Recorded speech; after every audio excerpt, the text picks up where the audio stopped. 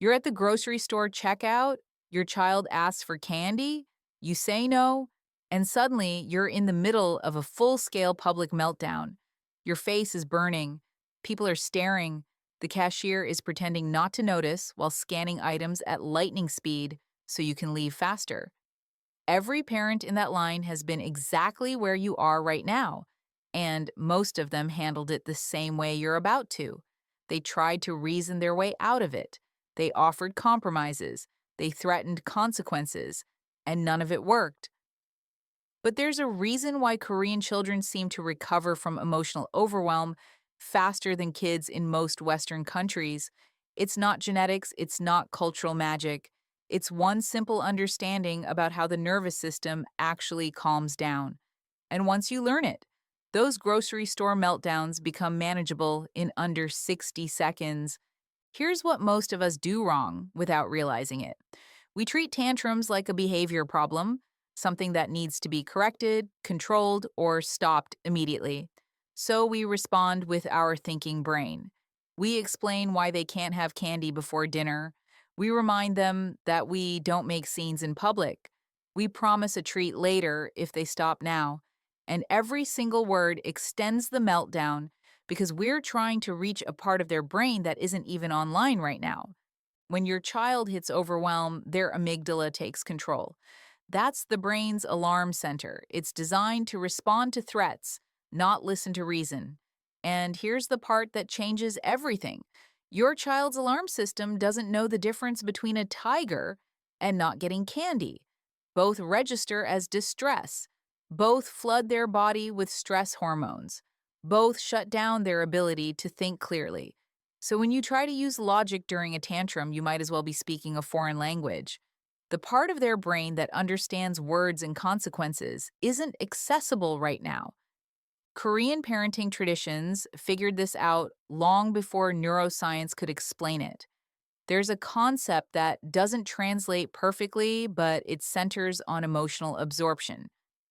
The idea is that you don't fight against a child's feelings. You become a steady presence that absorbs the intensity. You let the storm crash against you without trying to redirect it, and something remarkable happens. The storm loses power faster.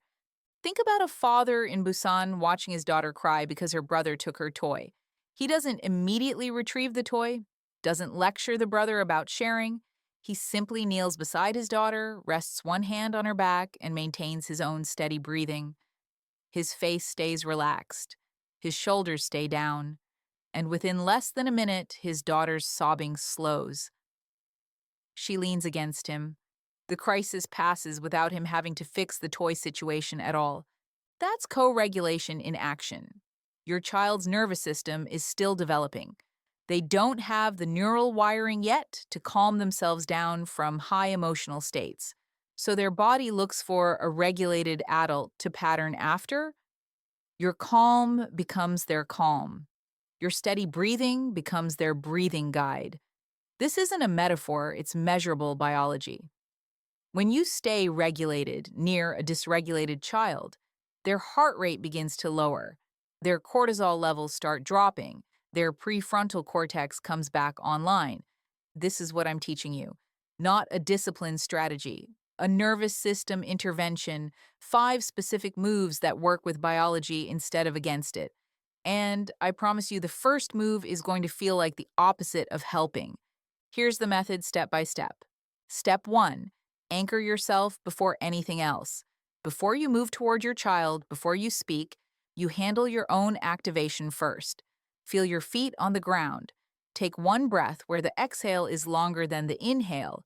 Drop your shoulders away from your ears. This takes maybe 5 seconds. But it's the most important 5 seconds because if your nervous system is in alarm mode, you can't help theirs regulate. You'll just add your stress to their stress and create a bigger storm. Step 2. Close the distance without crowding. Lower yourself to their eye level, but stay about an arm's length away. Don't touch yet. Don't speak. Just be present at their height. Your body language is sending a message their emotional brain can read even when their thinking brain is offline. The message is, I'm not afraid of your feelings, I'm not leaving, we're safe. Give this another 5 seconds. Step 3, breathe visibly and intentionally.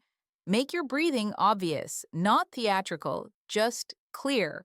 Slow inhales through your nose, long exhales through your mouth. You're not telling them to breathe differently. You're demonstrating a different pattern that their body can notice and eventually match. This is pure nervous system contagion. When you breathe calmly near someone who's activated, their breathing begins to shift automatically. Give this 15 to 20 seconds. Step 4, name the emotion simply. Once you see any decrease in intensity, even small, you can add words, but you're not explaining, justifying, or teaching yet. You're just reflecting what you observe. You're really upset right now, or something made you really angry. That's it. No analysis, no solutions, just acknowledgement. Research shows that when someone accurately names our emotional state, our amygdala activity decreases. The feeling becomes less overwhelming just because it's been recognized. 10 seconds here. Step 5. Extend an invitation, not a demand. When their breathing has slowed noticeably, you offer connection without forcing it. Maybe you open your arms slightly. Maybe you just say quietly, "I'm here when you need me." Some children will immediately collapse into you. Others need another moment alone. Both responses are completely normal. You're not pushing them toward the next step. You're making yourself available for it. 15 seconds, that's your 60 seconds. Sometimes it takes 40, sometimes 75.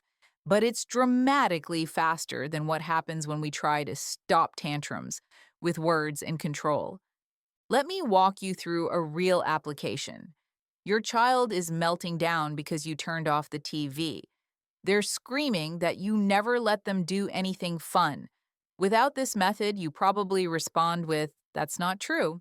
You watched for 30 minutes. We agreed that when the show ended, TV time was over," and the tantrum explodes bigger because you just gave their overwhelmed brain more information to process when it can't process anything.